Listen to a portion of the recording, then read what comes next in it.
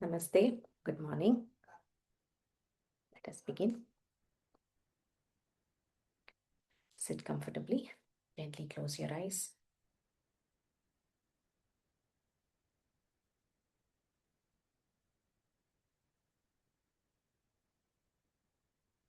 Relax your whole body.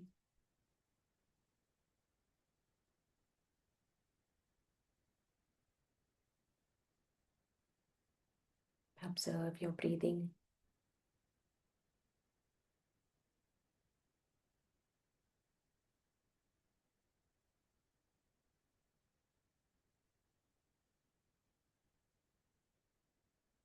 Visualize Bhagwan Vishnu in front of your eyes.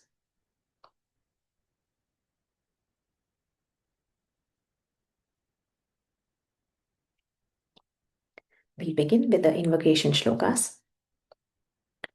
Shuklam Baradharam Vishnum Shashivarnam Chaturbhujam Prasannavadanam Dhyayet Sarvavighnopashantaye नारायणं नमस्कृत्य नरं चैव नरोत्तमं देवीं सरस्वतीं व्यासं ततो जयमुदीरयेत् यस्य द्विरदवक्त्राद्याः पारिषद्याः परशतं विघ्नं निघ्नन्ति सततं विश्वक्सेनं तमाश्रये व्यासं वसिष्ठनप्तारं शक्तेः पौत्रमकल्मषं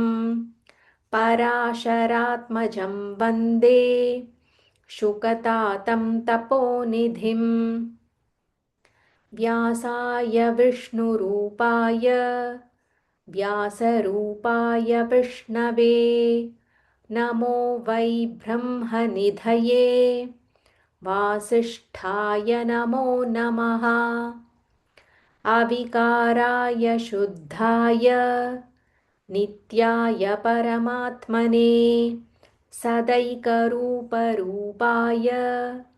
विष्णवे सर्वजिष्णवे यस्य स्मरणमात्रेण जन्मसंसारबन्धनात् विमुच्यते नमस्तस्मै विष्णवे प्रभविष्णवे ॐ नमो विष्णवे प्रभविष्णवे.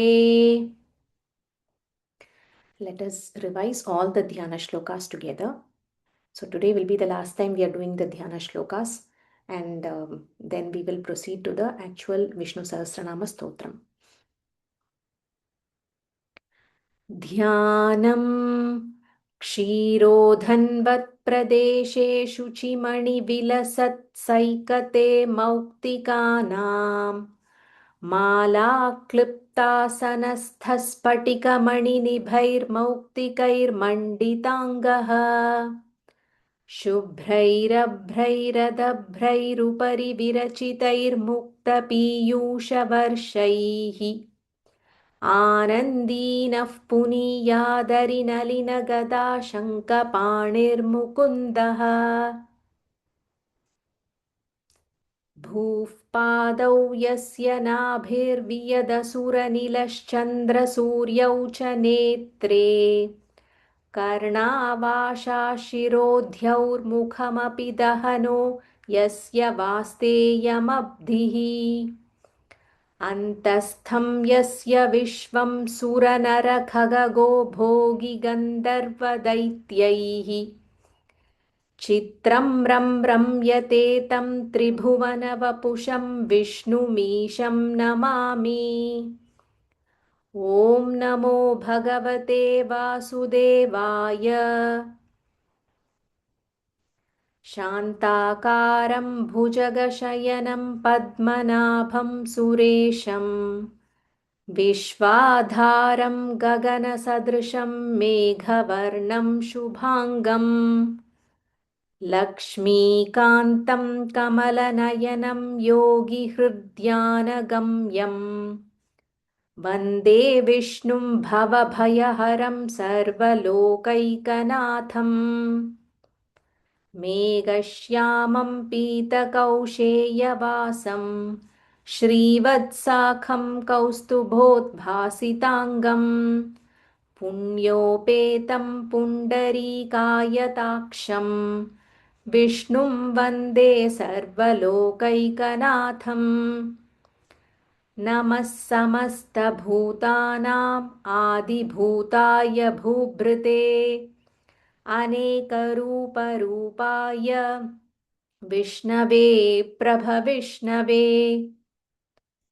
सशङ्खचक्रं सकिरीटकुण्टलं सपीतवस्त्रं सरसीरुहेक्षणं सहारवक्षस्थलशोभिकौस्तुभं नमामि विष्णुं शिरसा चतुर्भुजम् छायायां पारिजातस्य हेमसिंहासनोपरि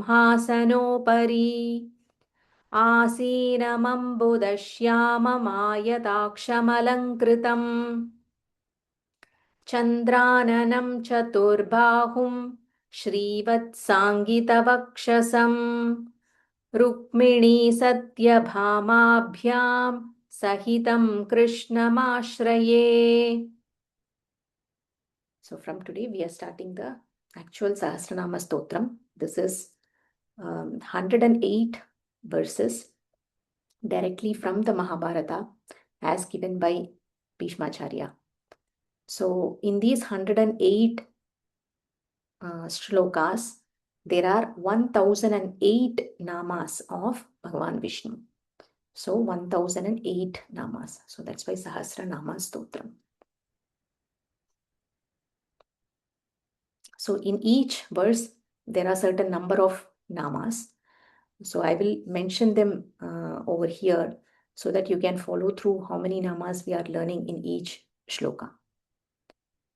And there are certain namas where the same nama will be repeated in many places, but the meaning, the interpretation, the definition will be different. Also, in some of the namas, the meaning might sound similar, but there are subtle differences. So if we are very much intellectually oriented, we can, go depth and understand it. But for someone who would like to chant Vishnu Sahasranama, knowing the basic meaning, what I will be talking about will be more than sufficient. So after you have completed the 108 shlokas, then if you are interested, you can pursue for a much more in-depth study. So why do we chant the namas of Bhagavan Vishnu? We have discussed in detail in the initial sessions.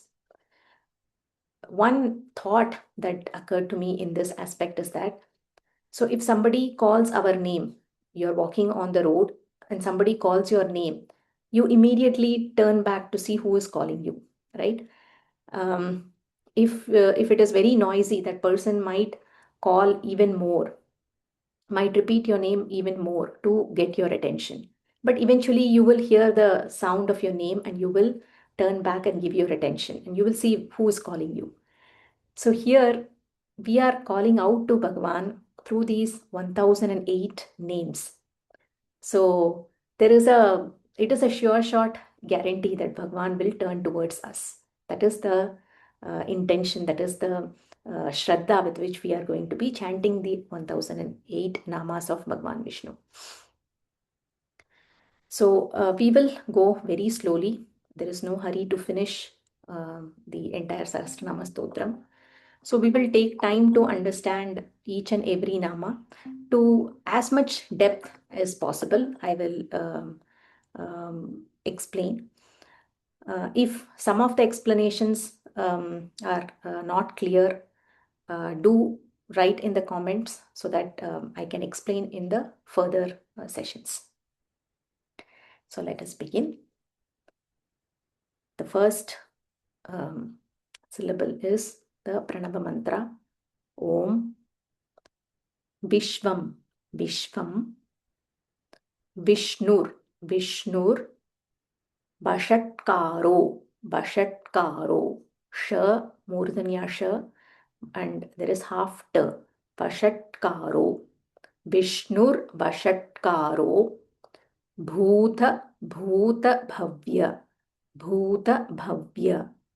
Bha Mahaprana, and it is Bhu Dirgha, Bhuta Bhavya Bhavat Prabhuhu. As you can see here, there are 4 Mahaprana Bha. Bhuta Bhavya Bhavat Prabhuhu. Bhuta Bhavya Bhavat Prabhuhu. Vishvam Vishnur Vashatkaro. Bhuta Bhavya Bhavat Prabhuhu. Second line. Bhuta Krid. So here Mahaprana Bha, Dirgha Bhu, Bhuta Krit. This is Kr. It's not Kru, it is Kr. Bhuta Krit. There is a half the and then again Mahaprana Bhu. Bhuta Krit, Bhuta Brit, Bhavo. Bhuta Krit, Bhuta Brit, Bhavo. So again, as you can see, there are 4 Mahaprana Bha. Bhutakrit, Bhutabhrit, Bhavo. Bhutatma, Bhuta Bhavanaha. Bhutatma, Bhuta Bhavanaha. So there's a lot of emphasis on the Mahaprana Bha. So make sure that you chant each and every syllable as per the right pronunciation. When you are learning, if you learn the right way, you will not make mistakes. Because in the second shloka, you will come across a word called Bhutatma. So Bhutatma is a different nama and Bhutatma is a different nama. So make sure that you pronounce the Mahaprana Bha clearly. Especially in the first shloka, there are many Mahaprana Bhas. So Om Vishvam Vishnur Vashatkaro Bhuta Bhavya Bhavat Prabhuhu Bhutakrit Bhutabhrit Bhavo Bhutatma Bhuta Bhavanaha. Bhutatma Bhuta Bhavanaha. So in this first shloka, there are 9 namas, 9 names of Bhagavan Vishnu. So we will go over each of these names. The first is Vishvam. Before we proceed to Vishvam, let us understand the significance of the Pranava mantra Om.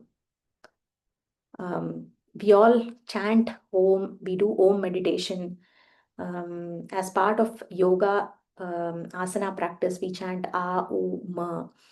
So Om is such an integral part of our sadhana, of our spiritual practice. What is the significance of Om?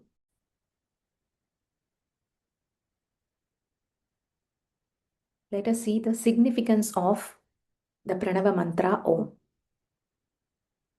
So in our scriptures, the importance of Pranava mantra is emphasized in various places. I've just got a few examples here. The Mandukya Upanishad, the smallest and the subtlest of all the Upanishads. The very first mantra states that Omityedaksharamidam sarvam. So Om is this imperishable syllable, Aksharam, imperishable syllable. It represents the whole of this universe, Sarvam. So Om represents the entire universe. It represents the supreme reality, Brahman. That is emphasized in Taittiriya Upanishad as part of Omkara Upasana or Pranava Upasana. So this comes in the Sikshavalli chapter. The 8th Anuvaka begins with Omiti Brahma, Omiti Dagum Sarvam.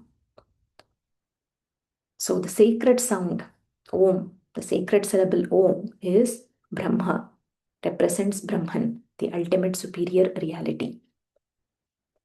And this Om, it represents all this, the Sarvam, the entire universe.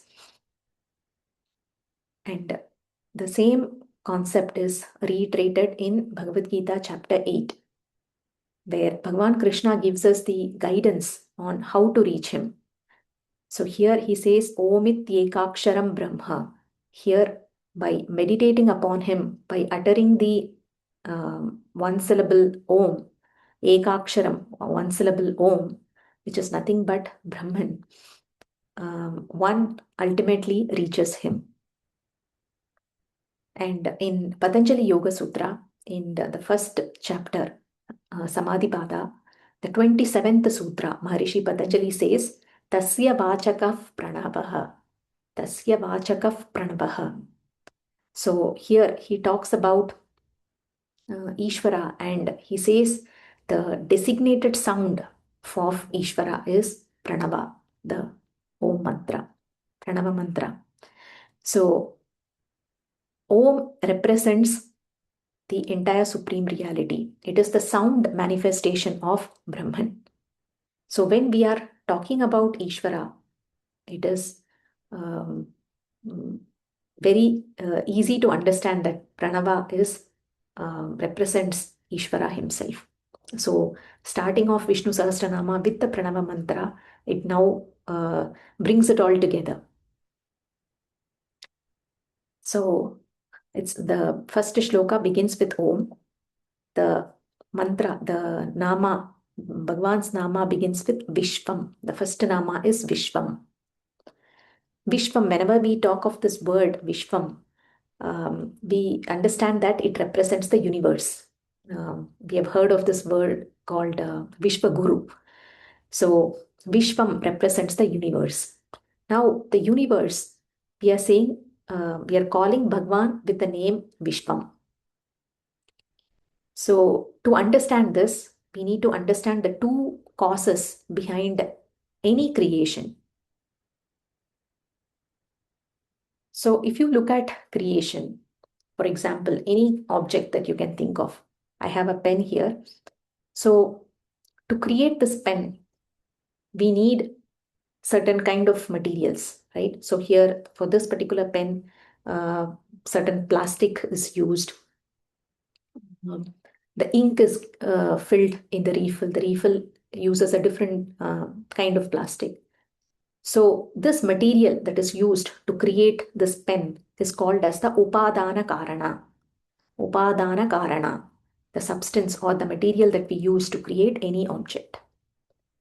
And also to create this pen, there is a certain intelligence that is needed. Somebody has to design this pen, how it should operate, how the lid should close perfectly, how it should align, how the refill should fit easily within this pen, how the cap should be designed.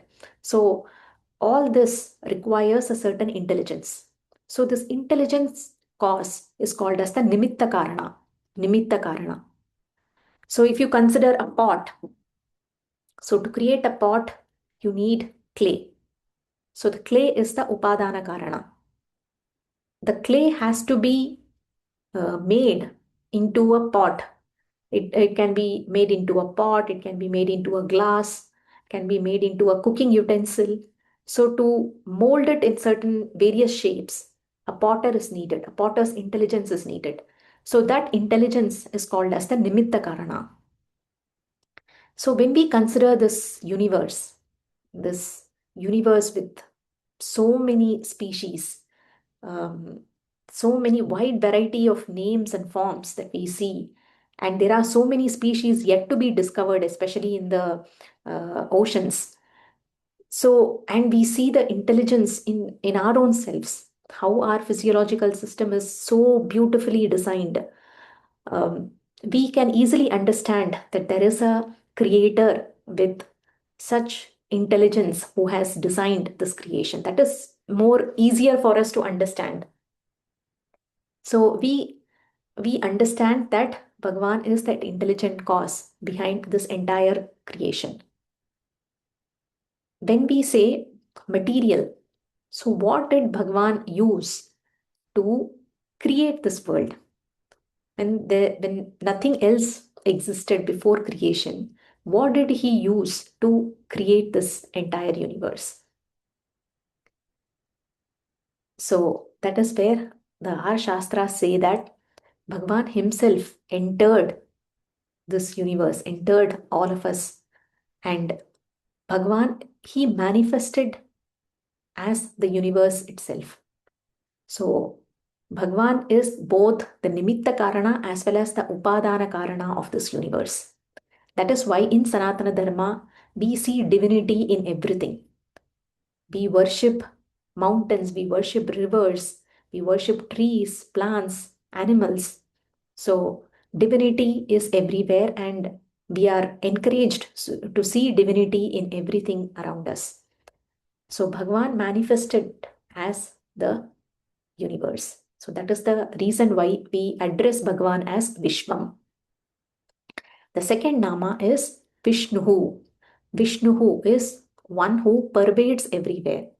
When we say that entire universe is Bhagwan himself, means that he has pervaded everywhere, right? So Vishnu, the one who pervades everywhere. Vashatkaraha. Vashatkaraha. So Vashat represents the offering that is made to a yajna, the oblations, the offerings that we made to the uh, sacred fire.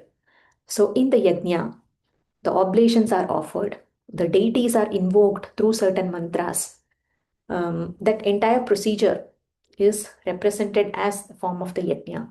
So here Bhagwan is addressed as Vashatkaraha, the one who is of the form of this yajna, for whom the deities that we pray to, they are nothing but Bhagwan himself. So for whom the oblations are offered. And this particular nama, it resonates so well with the popular Bhagavad Gita shloka that we chant before eating food. Brahmarpanam Brahmahavihi. So that same concept is brought out in this nama, Vashatkaraha. The fourth nama is Bhuta Bhavya Bhavat Prabhu. This is one nama, Bhuta Bhavya Bhavat Prabhu. So Prabhu means the Lord, the Supreme. He is the Lord of Bhuta Bhavya Bhavat. So these three represents the three time periods. Bhuta Kala refers to the past, Bhavishya Kala represents the future, and Bhavat represents the present. So the Lord of all the time periods, past, present, and future. That is the fourth nama, Bhuta Bhavya Bhavat Prabhu. The fifth nama is Bhuta Krita. Bhuta Krita. So Bhuta Krita represents both the creation as well as the dissolution of this universe. So Bhagwan is the one who is the Srishtikarta as well as the Layakarta, both creation and dissolution. And the very next nama, Bhuta Bhrita. Bhuta Bhrita is where Bhagwan is addressed as the one who is the sustainer of this universe, who is the one who is nourishing this universe. So here the Sthiti principle is addressed. So Srishti, Sthiti, and Laya. Creation, preservation or maintenance, and dissolution. So Bhagwan is responsible for all these three aspects of creation, maintenance, and destruction. The next nama is Bhavaha. Bhavaha. Bhavaha represents pure existence. So for this creation to exist, there has to be an existence principle that supports this existence. So if we say, this is a pen, so the existence is a pen, right? So this pen's existence we acknowledge by saying this is, right? So what supports the existence of the object or any being? It is the pure existence, the Sat principle. So that is what is represented here as Bhavaha. Next nama is Bhutatma. Bhutatma, here we are referring to Bhagwan as the indweller in all beings. So when we say that I am seeing, I am listening. So does that mean that my eyes are seeing or my ears are listening? But eyes and ears are the gross sense organs.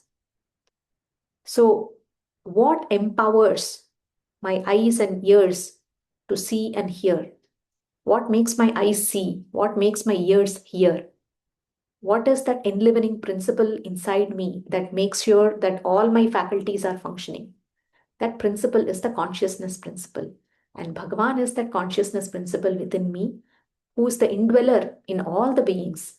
And that is the nama that is given here, Bhutatma, the indweller of all beings. The next nama is Bhuta Bhavanaha. So before creation, Bhagavan must have visualized what he wants to create. So even if we want to create anything which is small, there's a lot of planning, there's a lot of thought that we have to put in. We might have to research, we might have to procure the right things, the right materials, and then we have to plan out how we want to build the product, what are the steps that are involved, how we want to design it. So many um, advanced planning, prior planning is needed before we create anything. Just imagine the amount of visualization, thought that Bhagavan must have put to create this entire universe. So, Bhuta Bhavanaha, Bhagavan, who's the one who visualized and created this entire universe. So, that is the meaning of Bhuta Bhavanaha. So, 9 namas in the very first shloka. Let us chant. We will go as per our usual procedure. First pada wise and then line wise and then the entire shloka. ॐ विश्वं विष्णुर्वषट्कारो विश्वं विष्णुर्वषट्कारो विश्वं विष्णुर्वषट्कारो भूतभव्यभवत्प्रभुः भूतभव्यभवत्प्रभुः भूतभव्यभवत्प्रभुः भूतकृद्भूतभृद्भावो भूतकृद्भूतभृद्भावो भूतकृद्भूतभृद्भावो भूतात्मा भूतभावनः भूतात्मा भूतभावनः भूतात्मा भूतभावनः. First line.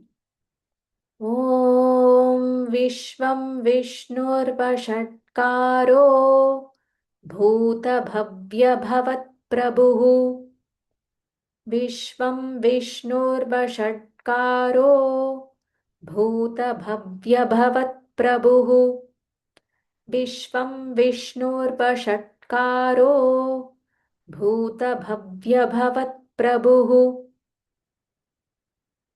भूतकृद्भूतभृद्भावो भूतात्मा भूतभावनः भूतकृद्भूतभृद्भावो भूतात्मा भूतभावनः भूतकृद्भूतभृद्भावो भूतात्मा भूतभावनः.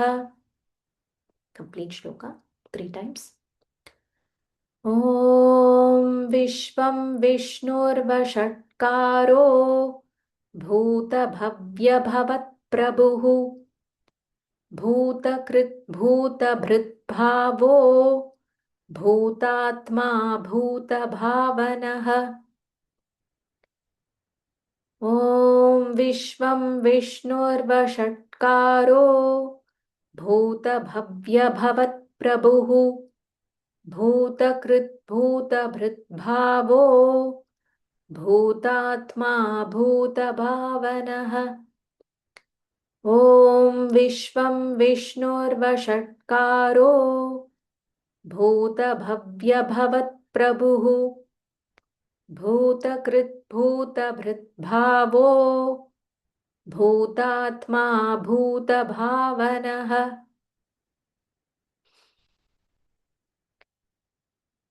Close your eyes. We will conclude. Observe the vibrations of chanting in your head region.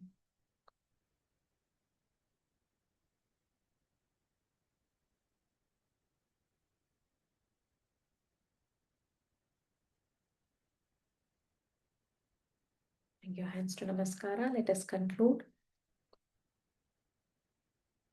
Shri Rama Rama Rameti Rame Rame Manorame Sahasranama Tattulyam Rama Nama Varanane Shri Rama Rama Rameti Rame Rame Manorame Sahasranama Tattulyam Rama Nama Varanane Shri Rama Rama Rameti Rame Rame Manorame Sahasranama Tattulyam Rama Varanane. Let us take the blessings of Bhagavan Vishnu.